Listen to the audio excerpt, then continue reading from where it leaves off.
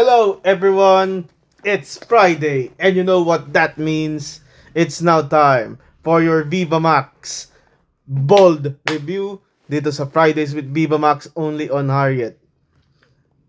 As you can see, I'm still on my current setup on recording videos on my phone. Unfortunately, uh, the PC is actually working pero the USB port isn't. It's not cooperating.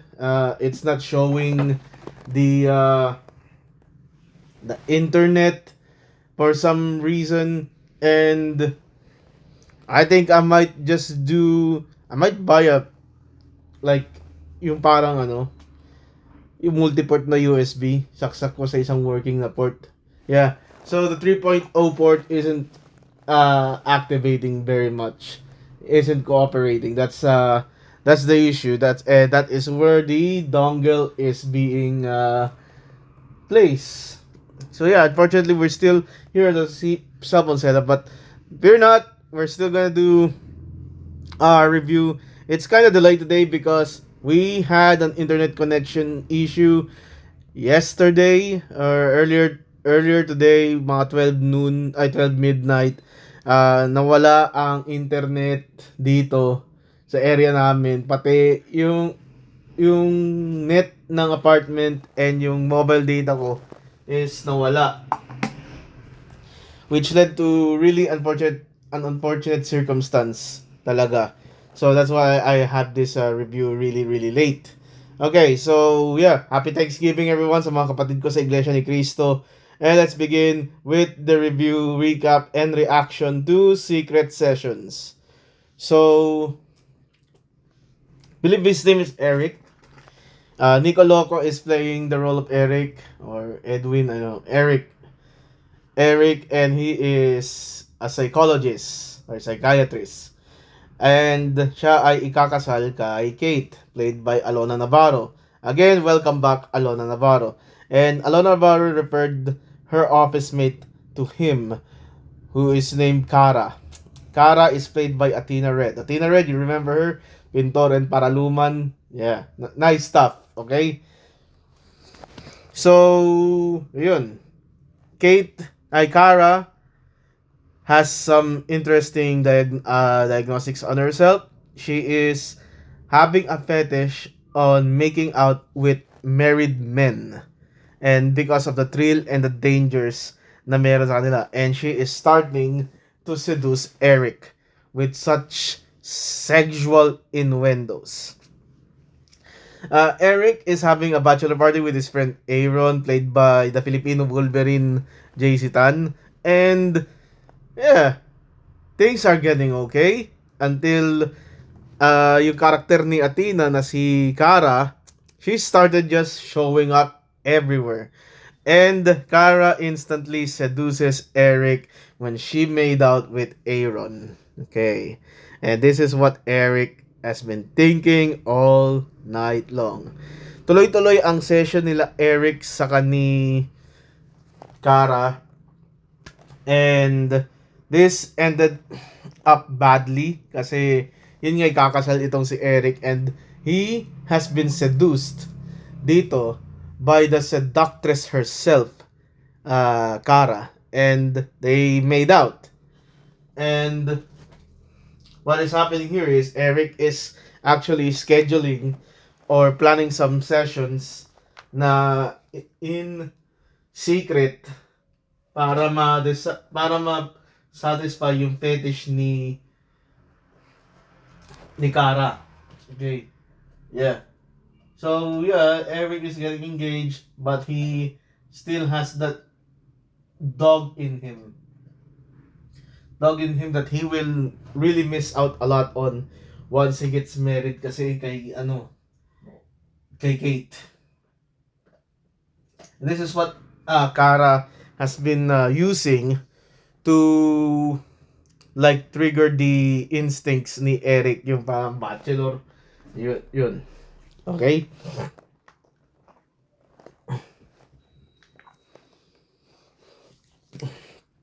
When When Kara again shows up on a bachelor party, kay Eric is having enough of this, but Kara continues to harass him. Now, really forcing herself into Eric. Yung parang si Lena sa si Rigor sa Batang Quiapo. Yun. Yun yung nangyayari dito at ayaw ni pero ang dating kasi parang si Rigor sa Batang Quiapo pinipilit niya talaga malayo si Lena kahit gusto niya. Ito si Eric parang ayaw na niya pero pinipilit ni Kara na mapalapit siya kay Eric, and Kara thinks that Eric is the one. And this is all behind sa knowledge ni Kate. Na yun nga kaopisina ni Kara. So pag nasa opisina sila, nanunumbat itong si Kara. Okay? Pero walang kaalam naman si Kate. Also, Eric has been secretly taking videos while they're having this illicit affair. Ayun.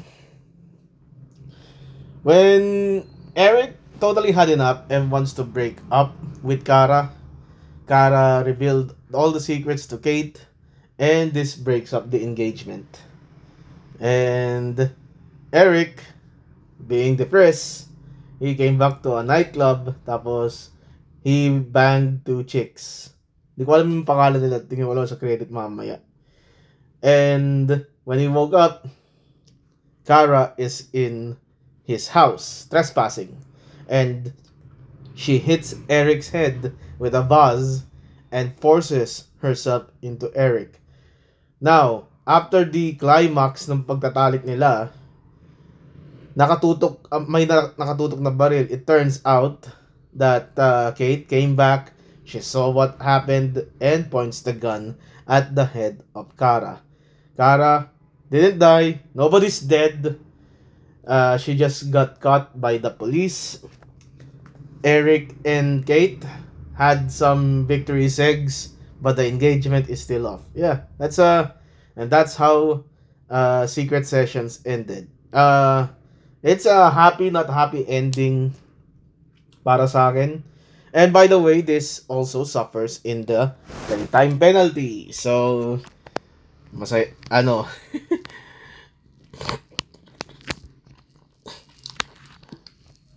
it's a good it's a good movie.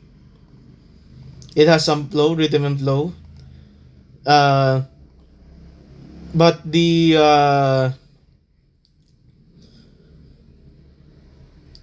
sudden reveal naman na alam ni Kate lahat na nangyayari dahil kay Aaron. Yun yung kaya bumalik si Kate dahil kay Aaron.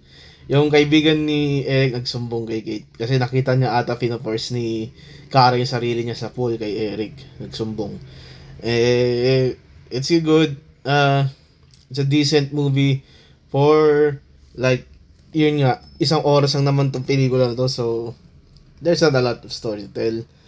So I will give this I would have given this an all-nighter, but since it suffers in the playtime penalty, I'm going to give this nasa uring ganap tier. Yeah, that's the tier of Secret Sessions. Join us I think next week we'll do the Viva Maximum Awards after Climax. So, after the review of Climax, I will do the VMX Awards. Kasi parang yun yung awards rin ng ano eh.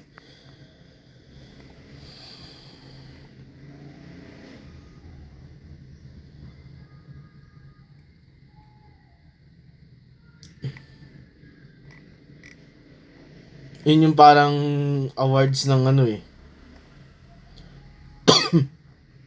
ng BMX officially. And then, Boy Kaldag 27. Yan.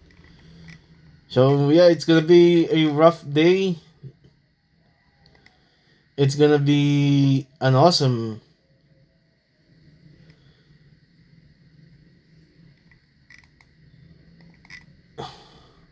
and yung magaling sa medical and clinical na wala na. Oh, well.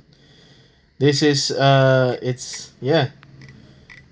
Well, it all ends well. All's well that ends well. Thank you everyone for watching this review. This is goodbye and good night. Bang.